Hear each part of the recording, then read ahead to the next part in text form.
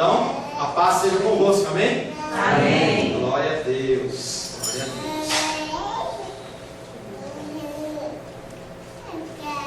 Semana passada, estivemos meditando sobre o tema Jesus, a luz que atrai os que são dele e afasta os que são trevas. Jesus é luz e verdade. Aqueles que são trevas odeiam a luz, pois as suas obras lhes são contrárias. As pessoas que não reconhecem Jesus como Salvador, na verdade, o odeiam.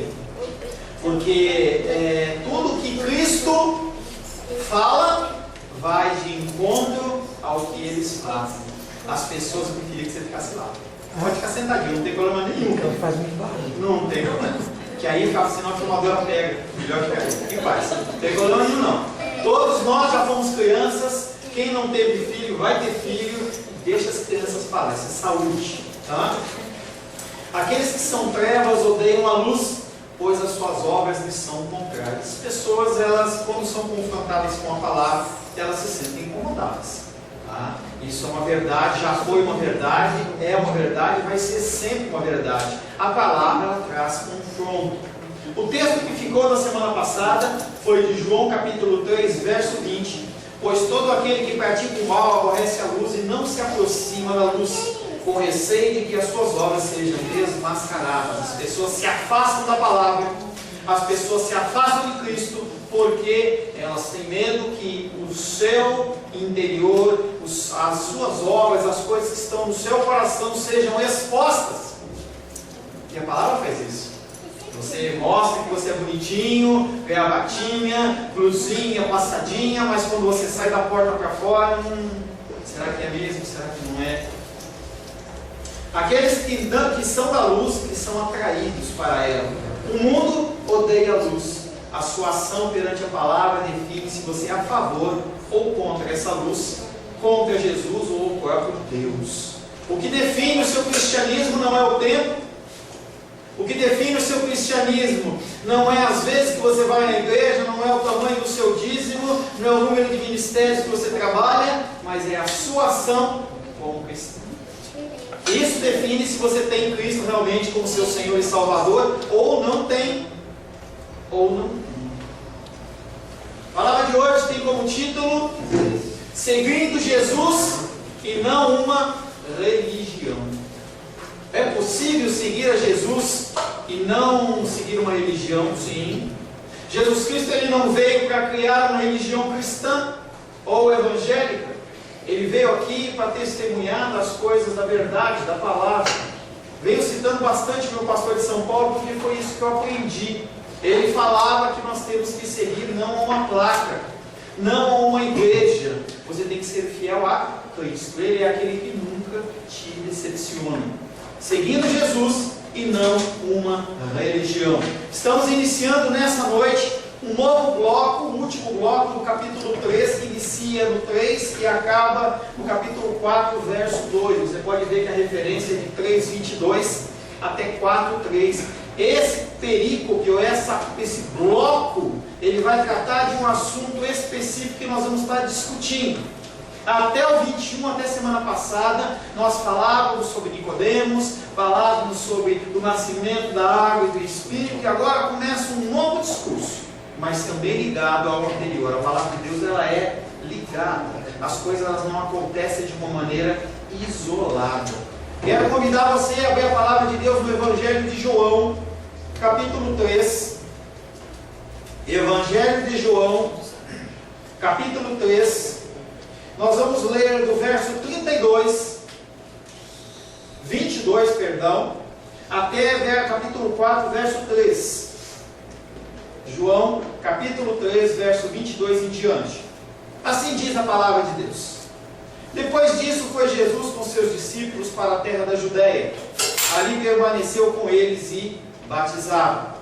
Ora, João estava também batizando em Enom, perto de Salim, porque havia ali muitas águas, e para lá concorria o povo e era batizado. Pois João ainda não tinha sido encarcerado. Ora, entre os discípulos de João e um judeu, suscitou-se uma contenda com respeito à purificação. E foram ter com João e lhe disseram: Mestre, aquele que estava contigo ali no Jordão, do qual tens dado testemunho, está batizando e todos lhe saem ao encontro. Respondeu João: o homem não pode receber coisa alguma, se do céu não lhe for dado. Pois vós mesmos sois testemunho de que eu vos disse: eu não sou o Cristo, mas fui enviado como seu precursor. O que tem a noiva é o noivo. O amigo do noivo que está presente e o ouve muito se regozija, por causa da voz do noivo. Pois esta alegria já se cumpriu em mim. Convém que ele cresça e que eu diminua. Quem vem das alturas certamente está acima de todos. Quem vem da terra é terreno e fala da terra. Quem veio do céu está acima de todos e testifica, porque tem visto e ouvido. Contudo, ninguém aceita o seu testemunho. Quem todavia lhe aceita o testemunho, por sua vez, certifica que Deus é verdadeiro, pois o enviado de Deus fala as palavras dele, porque Deus não dá o Espírito por medida. O Pai ama o Filho, e todas as coisas tem confiado nas suas mãos. Por isso, quem crê no Filho tem a vida eterna. Pois por isso, quem crê no Filho tem a vida eterna. O que, todavia, se mantém rebelde contra o Filho, não verá vida, mas sobre ele permanece a ira de Deus. Vamos ler até aqui só. Palavra do Senhor, amém? Amém. Senhor, em nome de Jesus, nós lemos a Tua palavra que é viva e eficaz. A Tua palavra que é verdadeira. A Tua palavra, Pai querido, que é a nossa instrução. A Tua palavra que é o nosso guia, Pai. Nós estamos aqui nesta noite, Pai querido, para ouvir um recado do Senhor. Nós, Pai, não queremos ouvir discursos humanos, mas nós precisamos ouvir a Tua voz. A Tua voz, Pai querido, é uma voz que nós entendemos, uma voz que nós ouvimos, porque Tu és o nosso bom pastor. Quero, Pai querido, pedir sobre a minha vida, que o Teu Espírito Santo me capacite, me dê a sabedoria, me dê a ousadia, me dê, Pai querido, a paixão na pregação, Pai. Que eu possa falar as coisas concernentes ao Teu reino, Pai. E que os meus irmãos e as minhas irmãs possam receber um recado santo aos seus corações, em nome de Jesus. Amém. Amém. Glórias a Deus. Entrando nesse novo bloco, nós vamos perceber que a quarta sessão, ou o quarto bloco sucessivo, a apontar que Jesus, Ele é aquele que cumpre a palavra, e Ele cumpre acima do que os judeus cumpriam. Ele excede. Você vê que os ensinamentos de Cristo sempre excedem. Enquanto fala sobre amar a Deus e ao próximo, Ele fala que nós temos que amar o próximo como a nós mesmos. Ele fala que o noivo, o marido, tem que amar a sua esposa acima da sua própria vida. Na palavra de Deus não é comandado que a esposa ame o seu marido, mas é comandado que o homem ame a sua esposa. É um amor sacrificial. Primeiro o homem. Não, primeiro a família, primeiro a mulher. O homem, ele é aquele que está para servir. O Senhor, Ele vem ensinando o conceito de dar a outra face, e não olho por olho, dente por dente, algo mais profundo. O Senhor, Ele vem tratando dos conceitos ensinados da lei de uma forma mais profunda. Nós já vimos em João capítulo 2, versos de 1 a 11, quando Cristo está nas bodas de Caná na Galileia, Ele começa a mostrar que aquelas talhas de purificação, porque você tinha que entrar no ambiente e se lavar os seus pés, você não podia entrar num lugar impuro. E o Senhor mostra que essas talhas não resolvem coisa nenhuma. Jesus provê um vinho novo, que em muito ultrapassa qualquer coisa que o judaísmo poderia oferecer. Aquelas pedras, aquelas talhas com água não purificam nada, não purificavam nada. No segundo bloco, Jesus, Ele entra no templo, Ele substitui o templo. E assim Ele insinua a função própria do templo, que é muito mais bem vista como uma antecipação dele. O templo existiu antes que Cristo existisse, fisicamente como homem, porque Ele é eterno. Mas a partir do momento em que Cristo vem, morre e ressuscita, o templo não é mais essa mesa, não é mais essa parede, não são lugares, não há santidade nos lugares. Cristo fala que Ele mora no meu coração e no seu coração. Isso é o novo templo. Ele excede. Você não tem mais que adorar num lugar específico. Você adora com tudo, com as suas coisas, com o seu falar, com o seu agir. Você adora o Senhor em todos os momentos. Você não adora o Senhor apenas no culto dominical, mas você adora durante a sua vida inteira, sobre a sua semana inteira, na sua família, no seu trabalho, na sua escola, onde você passar, você tem que adorar a Deus. Interessante. Em João capítulo 3, versos de 1 a 21, ele vem falando para Nicodemos sobre o nascimento da água do Espírito, confunde aquele homem que se achava muito sábio. Em sua morte, seria o sacrifício definitivo, ao contrário daquela serpente que foi levantada no deserto, lá em Deuteronômio. As pessoas confiavam na serpente. Ele é muito mais que a serpente. Não há mais necessidade de sacrifício, nada mais há necessidade, porque ele morreu de uma forma definitiva para expiar os meus pecados e os seus pecados. Expiar não é olhar de canto de olho, expiar e eliminar. Não há mais uma conta a ser paga. O Senhor Jesus Cristo, ele vem excedendo, e conforme ele vai ensinando, as pessoas elas começam a ficar incomodadas. Hoje ainda ficam incomodadas. As pessoas acham que podem colocar Jesus numa forma, e Jesus Cristo não entra na sua forma. Ou você entra na dele, ou você está fora. E as pessoas elas continuam criando meios, métodos, modos de ir a Deus, mas só tem um em Cristo. E é um Cristo específico da Bíblia, porque tem vários Cristos. Vários Cristos. Tem o Cristo da igreja A, da igreja B, C, D. Não é o mesmo Cristo seu. Ah, mas ele é evangélico. Ele tem uma cruz na parede. Ele não é cristão. Tem princípios que são princípios básicos, que são do cristianismo, que não podem ser rompidos. E Jesus Cristo, ele vem falando isso para aqueles homens, inicialmente os judeus, e aqueles homens ficam incomodados. Porque o que eles acreditavam, eles tiveram que descartar para receber o vinho novo. O primeiro versículo que nós vamos meditar está em João capítulo 3, verso 22.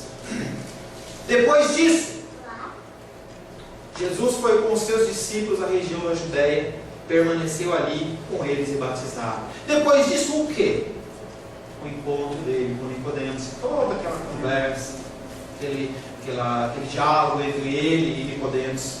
Depois disso, Jesus foi com seus discípulos à região da Judéia, permaneceu ali e com eles batizava. Jesus Cristo batizou Pedro também nas águas, com João Batista. Não está falando do batismo que João Batista fala lá do batismo na água e no Espírito. Ele batizou as pessoas em água. Tendo em conta o episódio anterior, indica-se um deslocamento de Jerusalém, a capital, para o interior. Jesus Cristo ele sai do centro e ele vai para a periferia.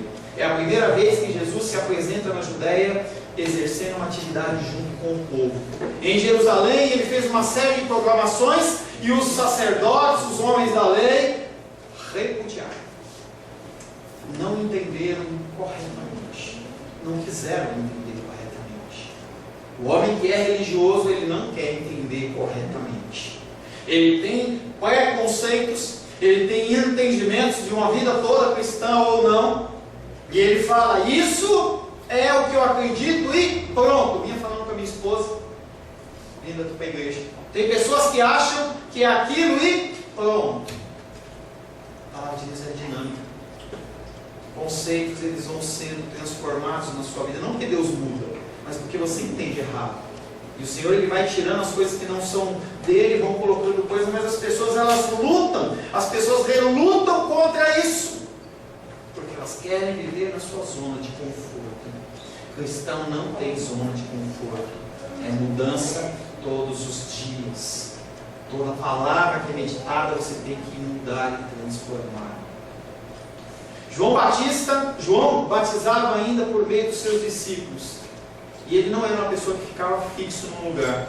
Tanto o batismo de João como de Jesus significa ruptura com as instituições de Israel. Tanto o batismo nas águas de Jesus como o batismo nas águas de João Batista, os dois estão falando, olha gente, aquele tempo de se lavar purificado pelas águas das talhas já era, passou, acabou.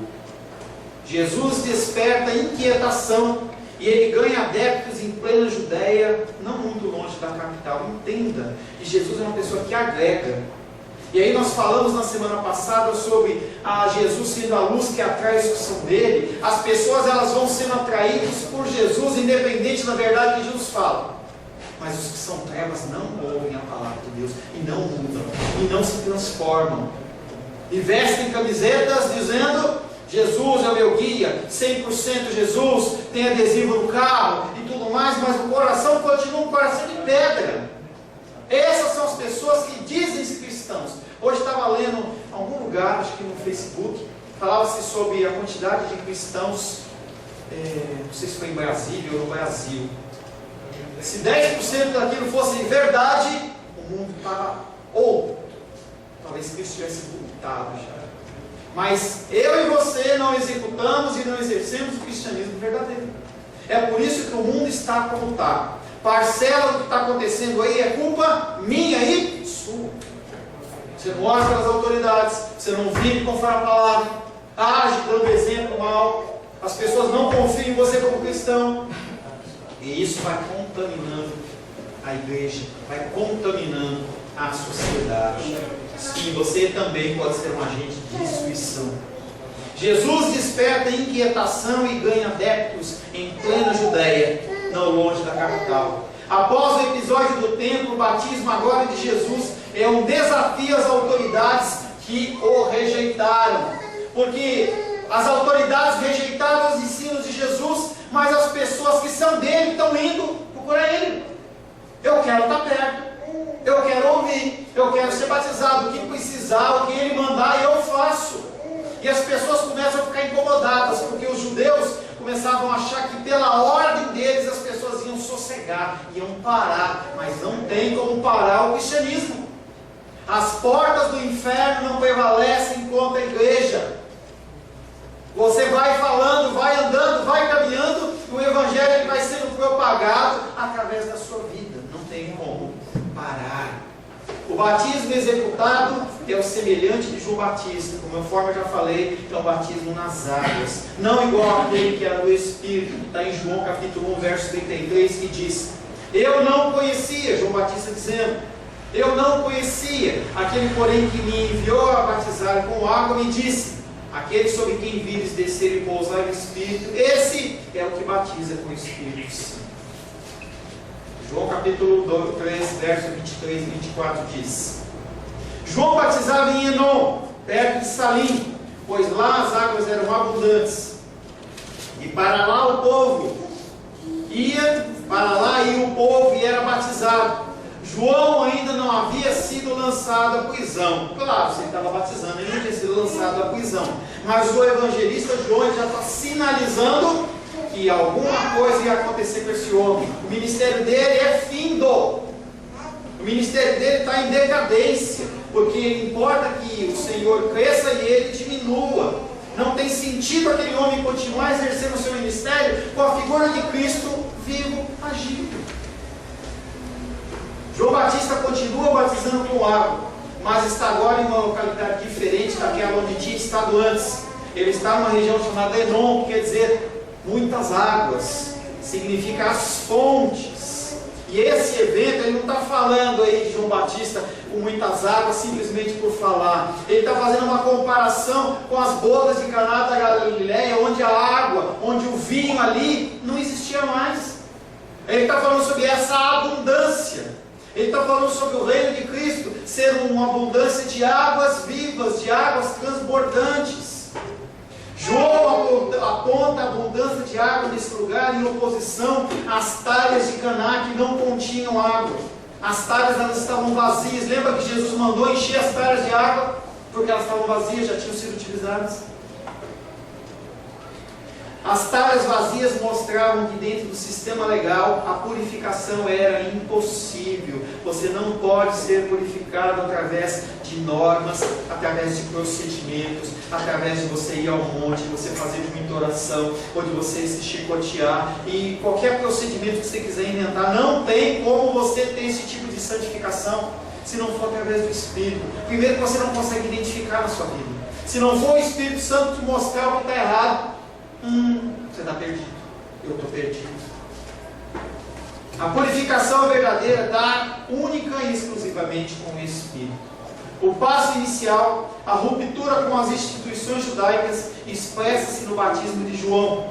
O evangelista informa que ele será lançado no cárcere. Ele é como Jesus, ele é como os homens de Deus, eles são perseguidos, porque falam coisas que são fora do mundo. Se você está vendo uma vida muito tranquila, alguma coisa está errada. Talvez você esteja se amoldando às pessoas. Talvez você esteja se amoldando à sua igreja. Talvez você esteja se amoldando ao teu local de trabalho, às pessoas que vivem com você. E você começa a permitir e aceitar uma série de coisas. O cristão, ele é perseguido. Lucas capítulo 21, 12 diz: antes, porém, de todas essas coisas, lançarão a mão de vós e vos perseguirão, entregando-vos às sinagogas e aos cárceres, levando-vos à presença de reis e governadores por causa do meu nome. Esse recado era para aquele povo. Esse recado é para você. A perseguição, ela é uma marca e uma característica do crente. Quando você se posiciona, quando você fala coisas que incomodam, que estão na Bíblia, não o que você acha, não o que o seu pastor falou, que você tem que saber. Eu falo bastante isso na faculdade. Eu falo que a pessoa ela tem que saber do que ela está falando.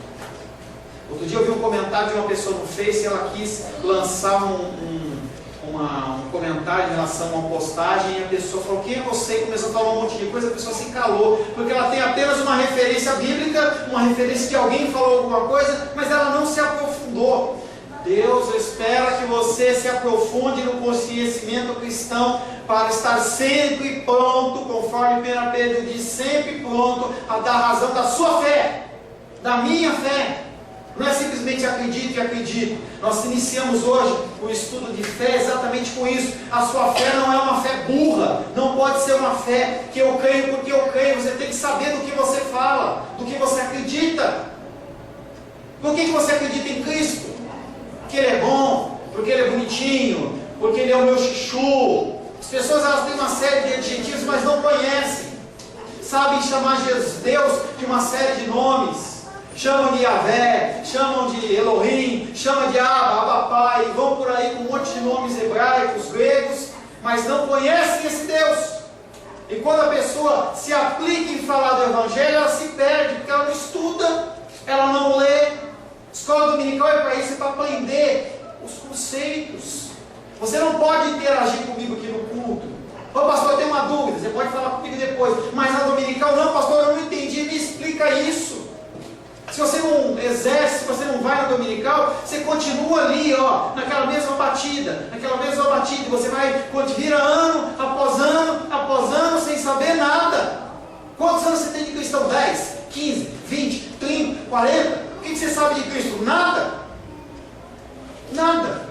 Eu tenho feito discipulado com as pessoas, e as pessoas olham para mim e falam assim: pastor, eu não sei nada. Eu falo para ela: bem-vinda, querida, porque eu também não sei nada. Mas a gente tem que continuar caminhando. O estudo da palavra é necessário. Seu itinerário, sua morte, de João Batista, são semelhantes ao de Jesus. A ruptura com a situação existente está à disposição de todos. A água ela é abundante. A palavra nunca foi tão propagada. Você pode ir em qualquer igreja que fale da palavra de Deus. Se você não encontrar, você vai na internet, tem homens de Deus que têm ensinos maravilhosos, tem coisas que você fica tonto de tão lindo aquilo que ele está ensinando. Não há desculpa para você continuar sem conhecimento bíblico. Não há desculpa. Faculdade, internet, rádio, DVDs, toda sorte e espécie de ferramentas para você aprender de Cristo, para você saber lidar nas situações como cristão. É isso que Deus espera de você. É isso que Ele quer de você. Crescimento. Dentro do sistema dos judeus não podia haver purificação, porque a sujeira não era externa, a sujeira é interna. A sujeira dentro do procedimento judeu, ele era interno aos judeus. Hoje a igreja cristã evangélica, ela está com um câncer que está corroendo ela. E não tem saída, gente. Cada vez mais você vai ver aberrações e aberrações e aberrações. E se a gente abrir um espaço agora para você falar de coisas que você já viu na internet, a gente vai varar à noite. Situações inusitadas, situações constrangedoras, situações ridículas, em que as pessoas se submetem simplesmente por ignorância da palavra de Deus. E você é ignorante porque você quer. Só por isso. João mudou de localidade. Parece, portanto, que tinha encontrado dificuldades para continuar o seu trabalho. As pessoas começaram a perseguir mais e mais João Batista. As pessoas se apresentam em Enom e se fazem batizar por João. As duas personagens, Jesus e João, aparecem separadas e em contraste. Eles não se comunicam, eles não colaboram, não há união entre a velha aliança e a nova aliança. Ele é o último dos profetas. Não há ligação entre o ministério de Jesus e João Batista, a não ser nesse início, mas agora o ministério de Jesus segue em frente. João Batista vai sumindo. João Batista sabe disso. Não há mistura do antigo com o novo. Existem dois batismos paralelos. E aí a situação cria um dilema. Você segue João Batista ou você segue Jesus? Você segue uma religião ou você segue Cristo? Quem você segue? Você segue a Igreja Cristã Semente de Vida? Você segue o pastor Paulo? Você segue o teu pastor? Você segue uma religião? Você segue uma revista, alguma coisa? O que você segue? Você tem que se decidir pelo que você vai seguir. João capítulo 3, verso 25. Surgiu uma discussão entre os discípulos de João e um judeu a respeito da purificação. Quando a pessoa não é cristã e ela é religiosa, ela começa a inventar moda. Esses homens, judeus, discípulos de João Batista, começam a procurar pelo em ovo. Porque como o ministério de João Batista estava findando, aqueles homens eles querem manter aquilo de toda forma. Religiosos fazem isso. As pessoas elas se fixam em conceitos do seu coração e não largam. E eu vou morrer com esse conceito, mesmo que Cristo fale para mim que eu tenho que mudar. Estava acontecendo isso. Surgiu uma discussão entre os discípulos de João e um judeu a respeito da purificação. Nessa situação aparece uma discussão dos discípulos de João com o judeu. Apesar de ser estranho que apareça um grupo de adeptos de João, depois que Jesus tem inaugurado o seu ministério. O que esses homens estão fazendo ainda? O que esses homens estão procurando? Não há mais nada a aprender dentro do ministério de João. Eles têm que ir para o próximo nível, o próximo degrau. Você precisa crescer. Você está muito tempo parado nesse patamar.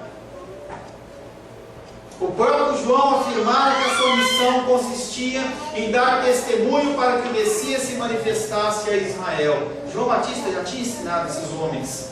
João 1,31 diz: eu mesmo não o conhecia, mas a fim de que ele fosse manifestado a Israel vim, por isso batizando em água. João Batista olha para os seus discípulos e fala: gente, eu vim para preparar o caminho desse que está chegando. Meu ministério acaba aqui. Eles continuam firmados nesse pensamento.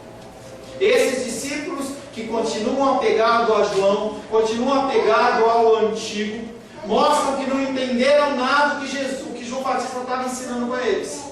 Eles simplesmente queriam continuar naquele mesmo contexto. Eles não compreenderam e não passaram Jesus como tinham feito outros. Evangelho de João, capítulo 1, verso 35 e 37, nós já meditamos disso. No dia seguinte estava João outra vez na companhia de dois dos seus discípulos, e vendo Jesus passar, disse: eis o Cordeiro de Deus. E os dois discípulos, ouvindo dizer isso, seguiram a Jesus. Eles entenderam: para que eu vou continuar João, se o que ele estava proclamando chegou?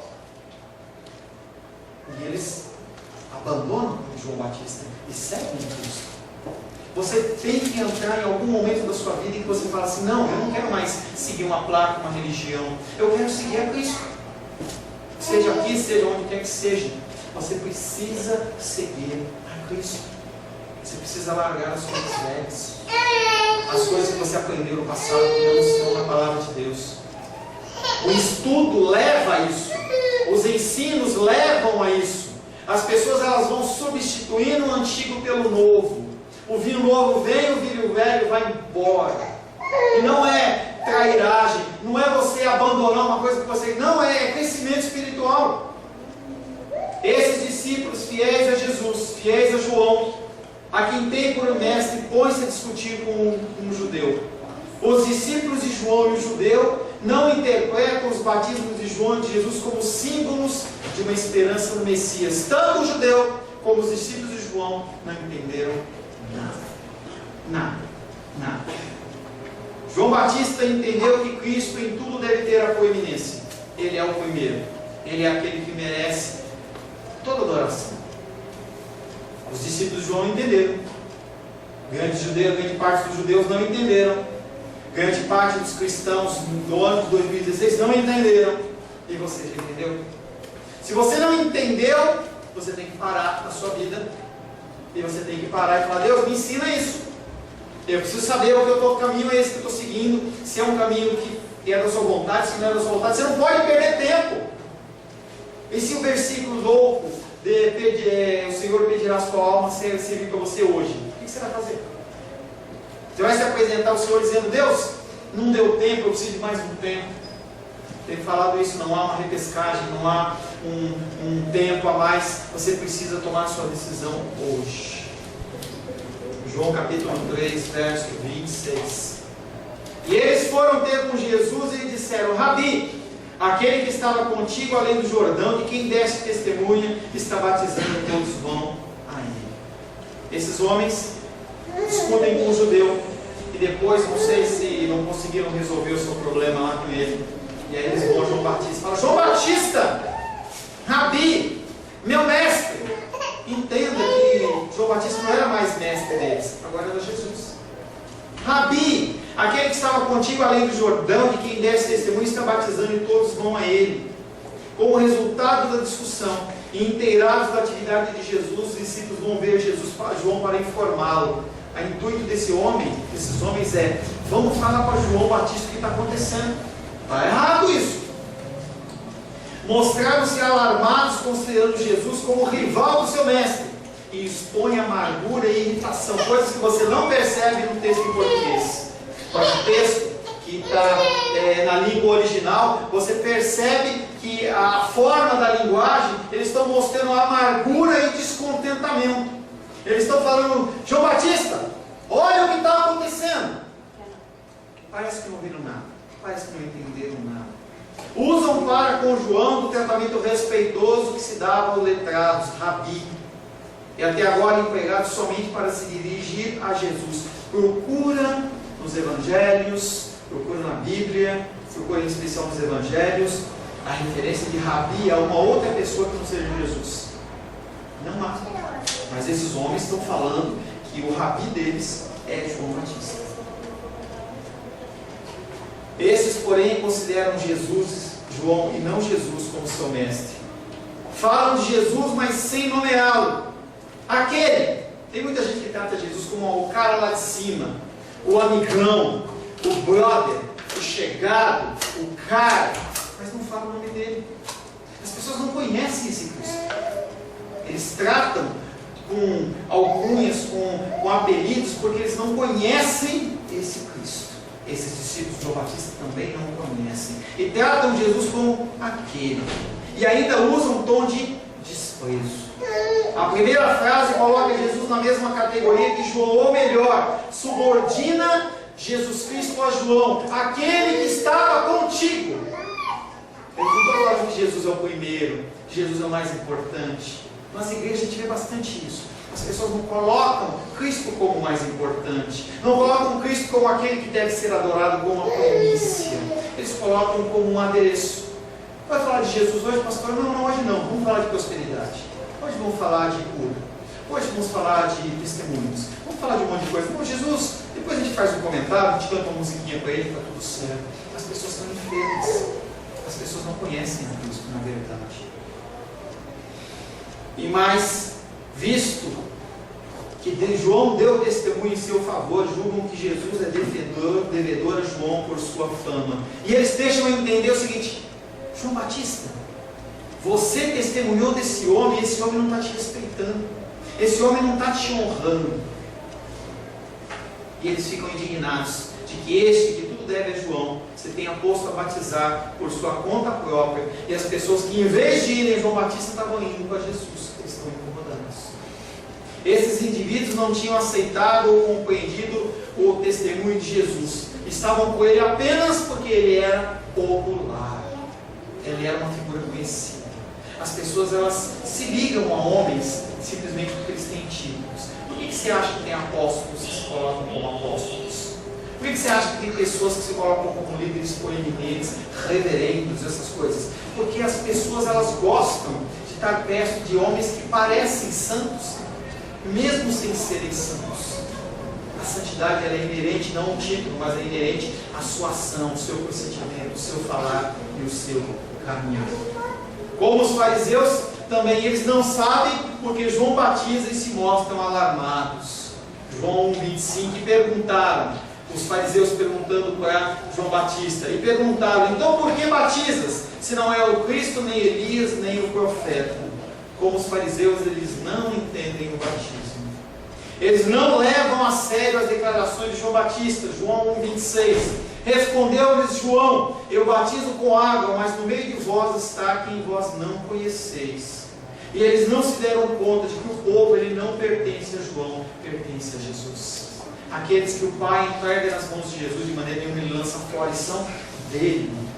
Nós temos falado bastante sobre isso. Você é dele, não é minha ovelha. Eu gosto muito de dar esse exemplo numa igreja que a gente passava antes, no lugar onde a gente congregava, e está lá, pastor presidente, Jesus, pastor auxiliar, e aí o nome do pastor. Ele entendeu que Jesus Cristo é o cordeiro.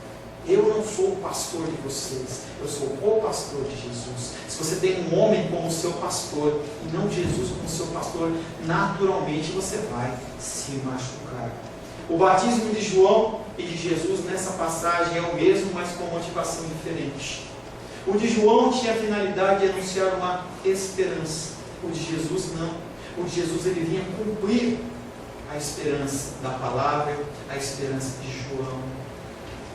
Com João não havia uma continuidade, com exceção dos discípulos, mas com Jesus a adesão ela é geral, não apenas por um momento, mas para um novo estilo de vida. Jesus Cristo entra na minha vida, entra na sua vida para mudar. Se você está igual, você tem que parar a sua vida. Não venha na igreja. Eu autorizo você a faltar no culto, para você parar a sua vida, entrar no quarto e ficar orando, falar, Deus, como está a minha vida? Porque o Espírito Santo vai dizer se você é salvo ou se você não é salvo, se você está nos caminhos ou não está nos caminhos. Eu não posso dizer isso. Eu vejo você bonitinho, você me cumprimenta, me ama, me abraça, a gente se fala, a gente participa de reuniões, mas o teu coração não tem isso. Quem pode sondar o coração a não ser o Senhor? É o momento de você parar. A palavra ela diz para você hoje, para, fala com Deus, no seu secreto. Põe para despertar de madrugada, não é porque Deus, a filha é menor, não é porque você não vai ter como. Separa um tempo em algum lugar e fala, Deus, fala comigo. É tempo de você, nessa encruzilhada, mudar. Os discípulos de João estão perplexos e aborrecidos diante dessa realidade. E você? Pode ser que você descubra que o seu cristianismo ele é um cristianismo furado, sendo pastor, sendo presbítero, sendo do louvor, seja de qualquer coisa. Mas se você está vivo, há esperança. Todo aquele que nele crê não vai morrer e vai ter a vida eterna. Você tem que parar e falar, Deus, eu tenho olhado para a minha vida e eu não vejo as marcas de Cristo nela. Eu não vejo no meu falar as marcas de Cristo. Eu não vejo no meu lazer as marcas de Cristo. Eu não sei administrar o tempo como Cristo assim deseja. Se humilhe. Cuide da sua cabeça. Fale a Deus que você precisa da sua ajuda. Feche seus olhos.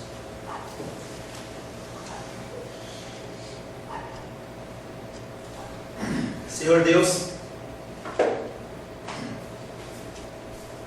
queremos apresentar a nossa vida às suas mãos. Se nós olharmos para as nossas vidas com a lente do Teu Espírito, nós ficaremos alarmados, porque estaremos constatando a nossa religiosidade. Quão afastados estamos do Senhor.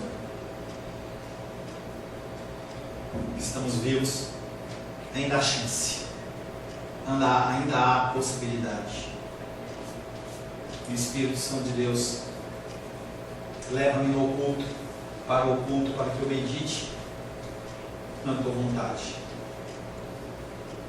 As pessoas têm se gabado pela quantidade de cristãos evangélicos no Brasil, mas isso é motivo de tristeza e desonra, porque nós não fazemos diferença nenhuma. As pessoas, os nossos entes queridos e familiares não veem em nós cristãos verdadeiros. Se assim fosse, eles mudariam o seu comportamento, eles se converteriam. Pessoas estão indo para o inferno e eu não faço nada. Eu estou apenas preocupado com o meu bem-estar, apenas preocupado com a minha salvação. Senhor, não afasta de mim o teu Espírito, não tira de mim o teu entendimento, não tira de mim, Pai querido, o teu amor, a tua graça, mas revela-te a mim, Senhor. Revela-te a mim, Pai querido, como um Deus que se ira assim, que eu possa sentir, Pai querido, uma preocupação em relação ao que irá acontecer comigo após a minha morte ou após a vinda do Senhor. Se há alguma dúvida nos nossos corações, Pai querido, nos mostra, nos revela para que nós possamos nos mudar, nos amoldar. Não, Pai querido, amoldar um Cristo genérico para que nós possamos ficar na nossa situação e na nossa zona de conforto, mas que nós possamos, Pai querido, priorizar o Senhor em todas as coisas. Consagramos a Ti, Pai querido, a nossa vida, pedindo que o Senhor mude o nosso ser. Se há alguém que pode fazer isso, é o Senhor. Eu não tenho forças, Pai. Em nome de Jesus. Amém. A paz seja convosco. Meu nome é Paulo César. Eu sou pastor da Igreja Cristã Semente de Vida, aqui em Brasília, Distrito Federal. Me alegro que a palavra tenha te alcançado. A palavra faz isso. Ela alcança as pessoas aonde quer que elas estejam. E você foi agraciado com esta palavra. Não que eu tenha nada especial a te dizer. A palavra ela é suficiente e ela usa quem ela quer. E eu me alegro por ter sido um canal para poder te abençoar. Mas eu quero te dizer que não basta você ser um ouvinte. Não basta ser uma pessoa que se alegra quando você ouve a palavra de Deus. A vida ela é feita de decisões. Se você está ouvindo essa palavra hoje, eu creio que o Espírito Santo tem um propósito especial com você. Muito mais do que prosperidade, muito mais do que uma cura física, uma cura emocional ou espiritual, Ele quer te alcançar para a vida eterna. Nós investimos nosso tempo, nós investimos as nossas forças em coisas terrenas, mas o Senhor ele tem muito mais a oferecer. Ele tem sim para você a cura, Ele tem sim para você a prosperidade, mas Ele tem muito mais que isso. Submeta-se a um Deus que Ele é capaz de mudar e transformar a sua vida por completo. Creio que o Espírito Santo ele é capaz de tocar o teu coração. Quero pedir que você curve a sua cabeça. Senhor, em nome de Jesus, coloco na tua presença essa vida que ouve esta ministração, que ouve esta palavra. Pai, eu não tenho capacitação nenhuma, mas o teu Espírito ele é capaz sim de tocar nesta vida, gerar nela mudança, transformação, arrependimento, e que ela possa simplesmente bater no peito, convencendo-se que é pecadora e que precisa de um Deus salvador. Não há um caminho a ti, meu Deus, que não seja através de Cristo. E eu lhe peço, Pai querido, que você alcance essa vida e ele possa sim tomar uma decisão pessoal pelo Senhor, em nome de Jesus. Amém. Amém, meu querido. Amém, minha querida. Fico contente que você esteja ouvindo essa ministração até o fim. E peço que você não se limite a ouvir os cultos pela internet. Você procure perto da sua casa uma igreja, um lugar que proclame a palavra do Senhor. Eu oro para que o Espírito Santo te direcione nessa busca, porque muita coisa tem sido oferecida que não é o Evangelho. Eu abençoo a sua vida em nome de Jesus. Amém.